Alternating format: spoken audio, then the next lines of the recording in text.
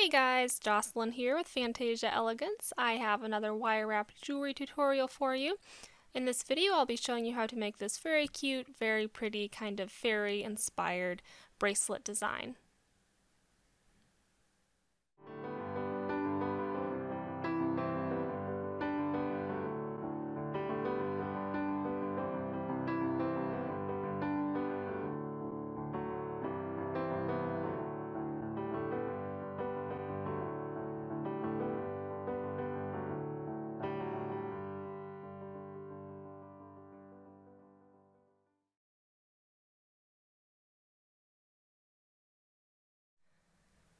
Of course, you'll need some wire to make this design. You're going to need 20 gauge. I'll be using dead soft silver filled from Rio Grande.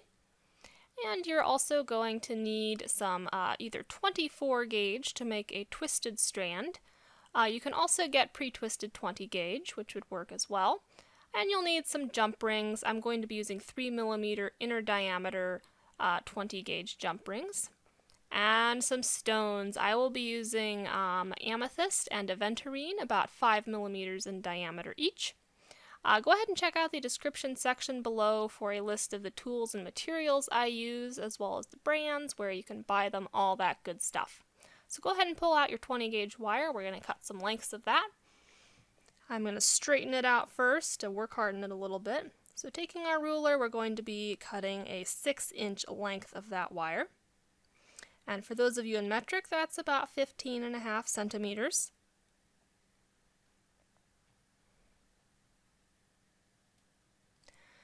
And we'll just cut that with our flush cutters. And go ahead and cut a total of 4 strands, each 6 inches long. So again, taking our 6-inch strand, you should have cut 4 of those. We're going to put it on our ruler and mark in about 1 3/4 inches in. Go ahead and mark that with your thumb. That's where we're going to make our first bend. So taking round nose pliers, we're just going to make a loop around there. And what you want to have with that loop is kind of a 90 degrees point where the two wire tails meet each other. And I'm going to refine that a little bit with my chain nose pliers just to get the shape I want. And I will show you on my ruler here what sort of size loop you should have.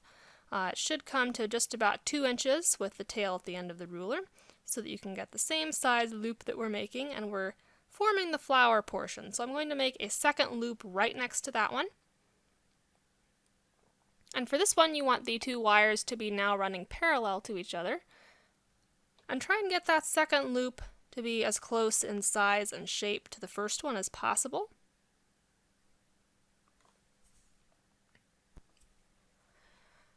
And then, working with still the longest wire tail, we're going to make a third loop. Same deal as before, same size and shape as those first 2 loops.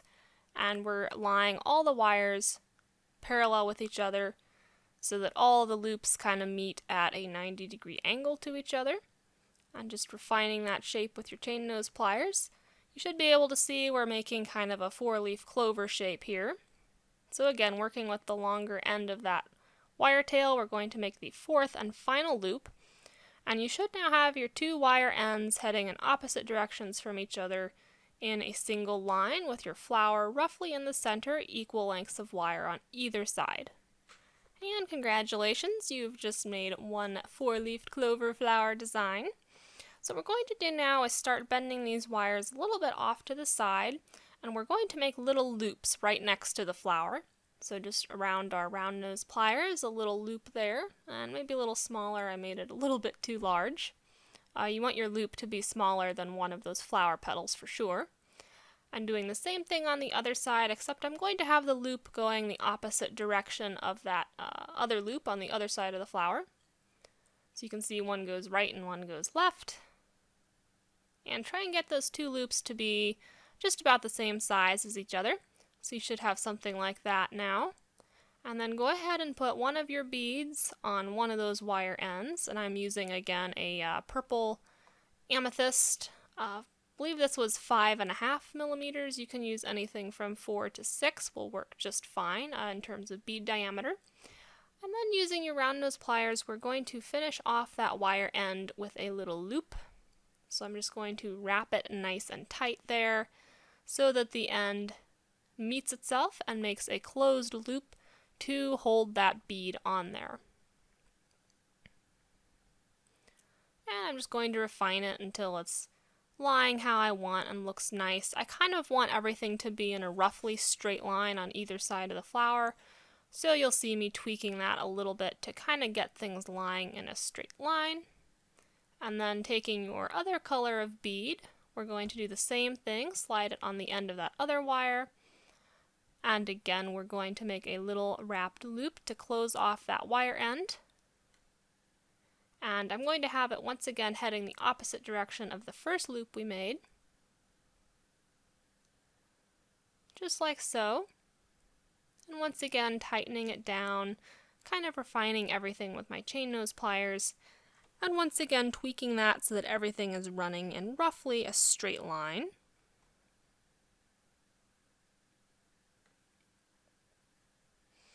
And just kind of adjust that until you're happy with it. And there you go, you should have something that looks like that. Go ahead and make one more so that you have two of that thing. And take another length of your 6-inch wire, 20 gauge. We're going to start out by doing the exact same thing. So I'll go through this a little bit faster. Just make another flower the same way. Again, wrapping it around to have two petals, and the wires should be parallel. And I'm tweaking it at each step to make sure that each petal is the same size and shape until I'm happy with it before I go on to the next step. That will help you to get a tidy looking flower. And coming up to our fourth and final petal, you should once again wind up with both of those wire tails heading off in opposite directions with your flower in the center. And we'll just refine that down just like the other one.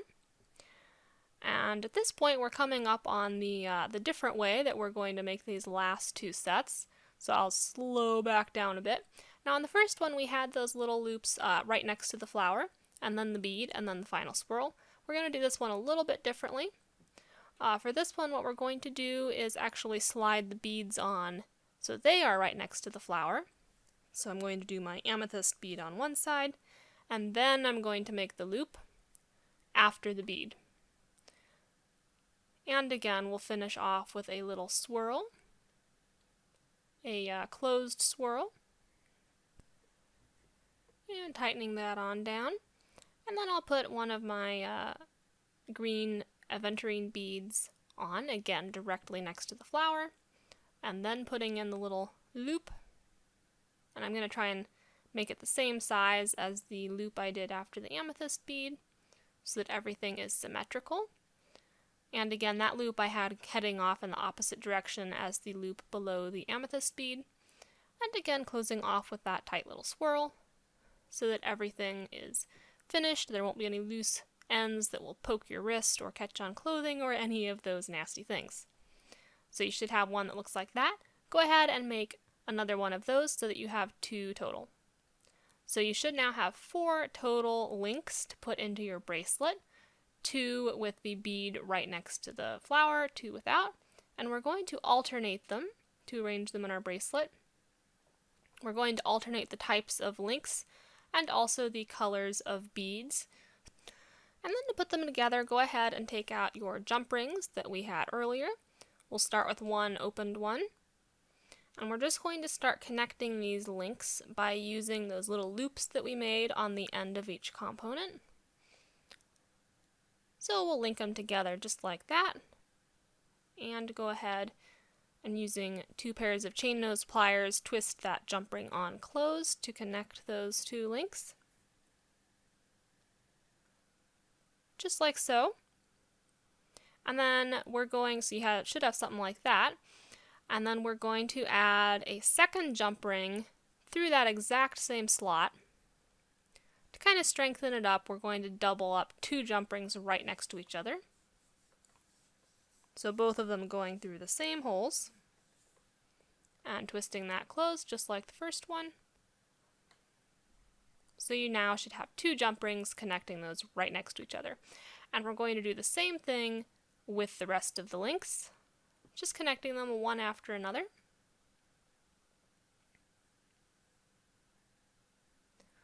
And 2 jump rings connecting each link, just like that. And I'm reversing it here because I realized that I kind of messed up on how I wanted my bracelet to be lying. I wanted to have one swirl going up on one link and the adjacent swirl on the other link going down. Like you can see on this one I'm connecting here at the end. So I'm going to wind up actually undoing and reversing one of the other links. That's purely a minor cosmetic choice. If you don't wind up having them connected the exact same way, that's not a big deal, but I will show you that in just a second where I switch those around so that I get, again, on one link the swirl is going up and on the other link the adjacent swirl is also going up, and I just wanted them reversed from each other. So that connection on the left there is what I'm talking about. And now I'm just adjusting them so that everything is in a little bit more of a straight line. Yes, that connection right there, I'm going to just undo those 2 jump rings and flip that last piece 180 degrees so that one swirl is going up, one is going down. I just think it looks a little bit better that way. No big deal.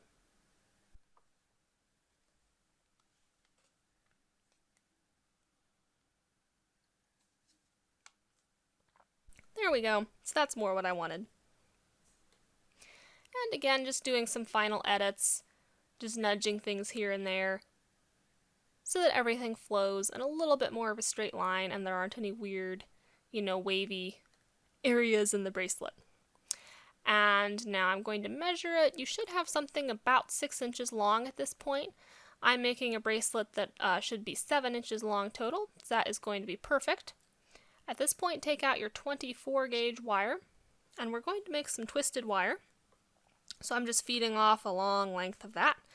And if you can find, like 20 gauge twisted wire all ready to go, that will work as well. But for the purposes of this, I'm going to take 20 inches total of this 24 gauge. So 10 and 10 is 20, and I'm going to cut it there. And I'm just going to double it over on itself and twist it to make my own approximately 20 gauge twisted wire. Again, if you have 20 gauge twisted wire already, you can skip this step.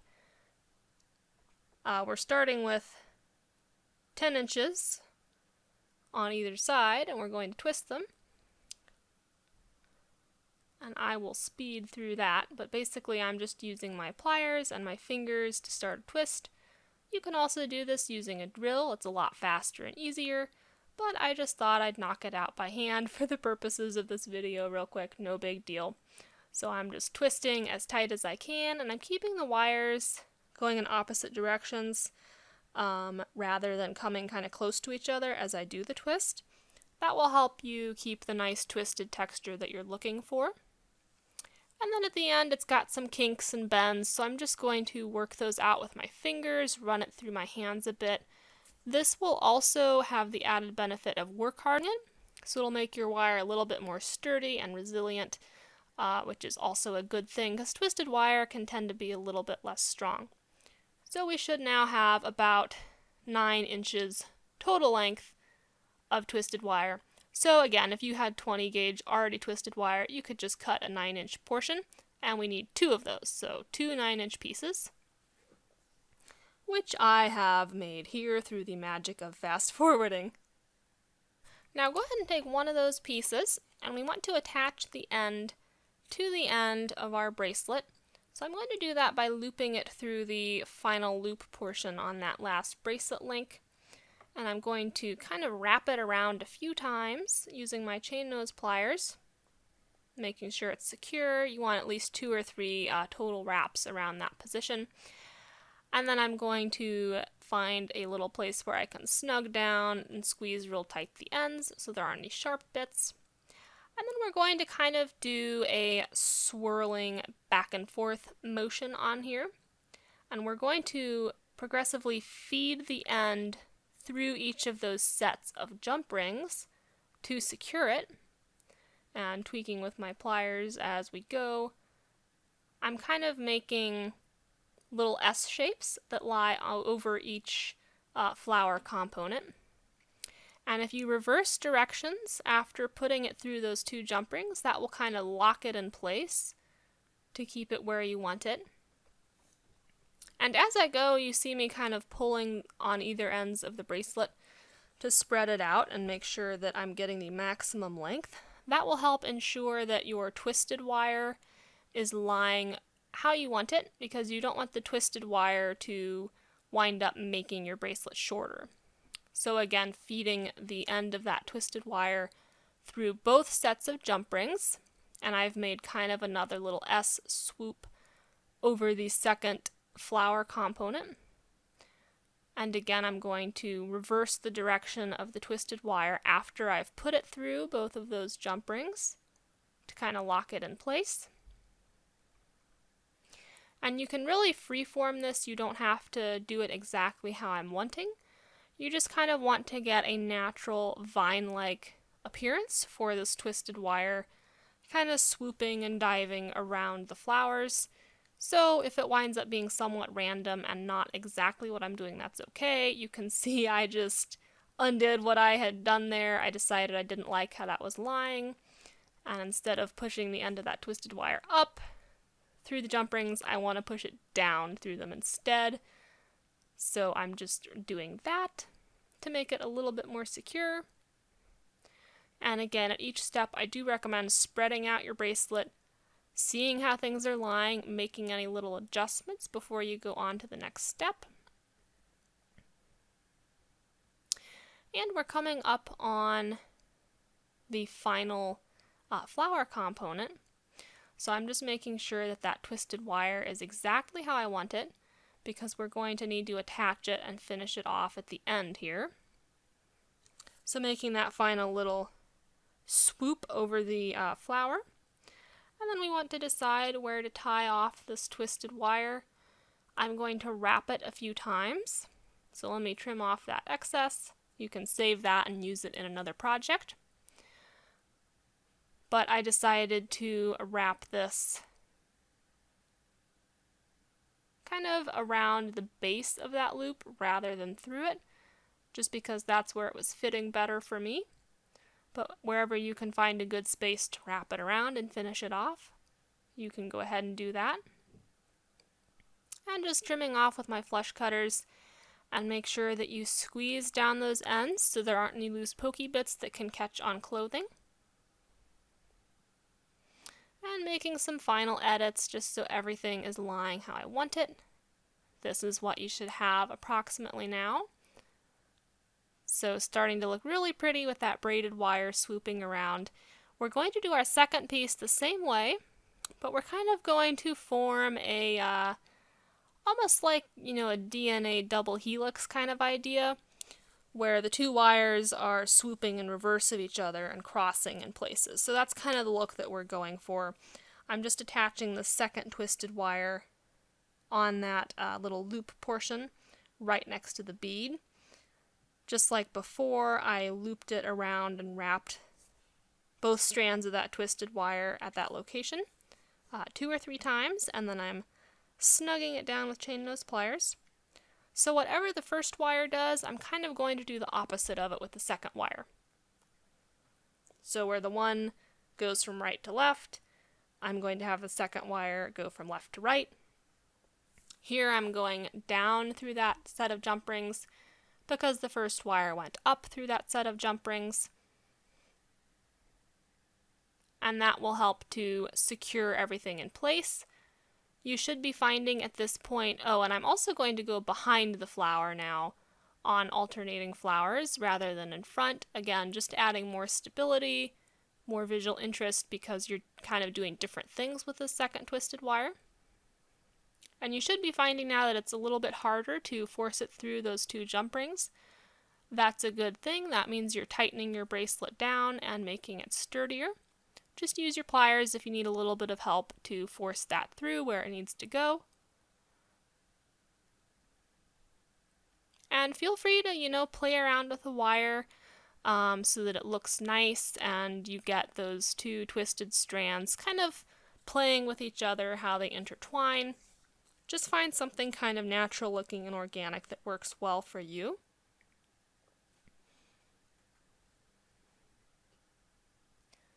But a good rule of thumb is to kind of do a mirror image of what you did with the first wire. So again, I'm reversing directions with that wire after I go through the two jump rings to kind of lock it in place.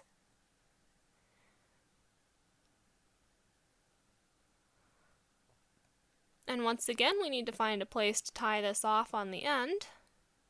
But before we do that, I'm going to take a final look, make sure I like it, because at this point, if there's a wonky section, I can, kind of reverse directions like I do here and fix it and make it how I want. I just decided at that point I wanted that bit of wire going behind the flower instead of in front. So I just played around with it a little bit to make it look how I wanted. And you should at this point have a semi-flexible, semi-rigid bracelet. So it's almost a cuff style and it's almost a chain style. It's kind of halfway in between. And cutting off our excess, we're again going to bind off our end. And I kind of didn't have a lot of places to do this. I wound up going right between the bead and the flower. And as you can see, I have some trouble forcing that end through because the two strands of the twist kept separating on me and not wanting to go through the hole. So maybe that can encourage you guys if you ever have a piece that is just kind of fighting you and you're struggling with it. That happens to all of us. So just stick with it, be persistent until it does what you want it to, and, try and find a different angle of attack if it's just not working how you want it to.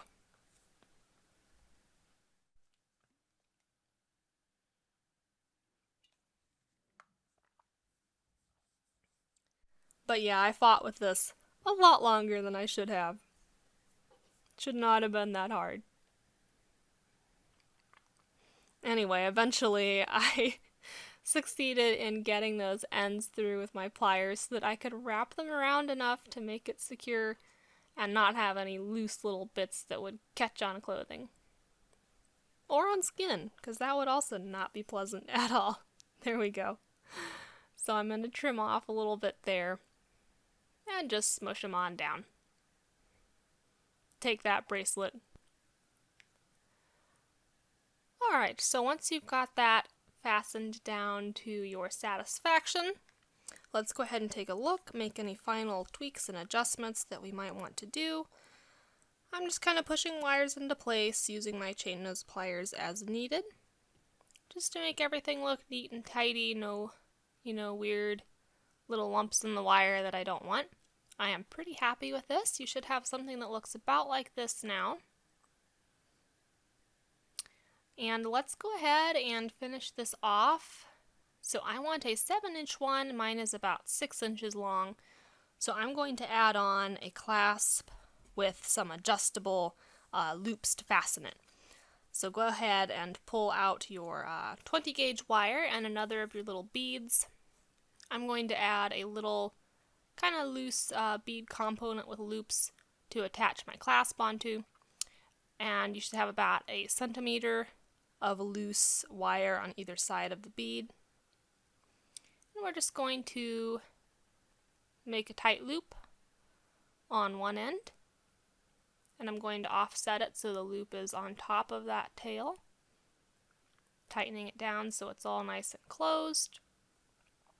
Go ahead and put your bead back on. And we'll do the same loop on the other side. Offsetting it a little bit so that it will be right on top of that other loop in a straight row. And I wound up making my loops small enough that I need to trim off some excess there because I had a little bit more length of wire than I needed. but we'll just tighten that on down, and you should have a loop on either side of your bead, just like so. And I'm going to pop one of those open and attach it on the end of the bracelet with the green bead. And I'm just going to attach it by looping it through that end loop right there. And we'll twist it closed with our chain nose pliers. Nice and snug, nice and tight. And I find that having this loose bead attached to the cuff portion as an intermediate link to the fastener actually makes it a little bit easier to put this bracelet on and off. That's why I add the bead. And it was also to get myself a little bit extra length because I wanted the bracelet to be 7 inches long rather than 6 inches, which is what we had. Now, I have already made a clasp with an adjustable chain portion. I do have a tutorial on how you can make this exact thing, so I will include a link to that.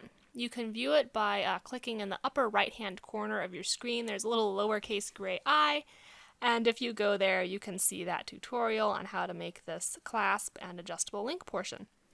So I'm just going to attach them, again putting the clasp, the hook clasp on that amethyst loose bead.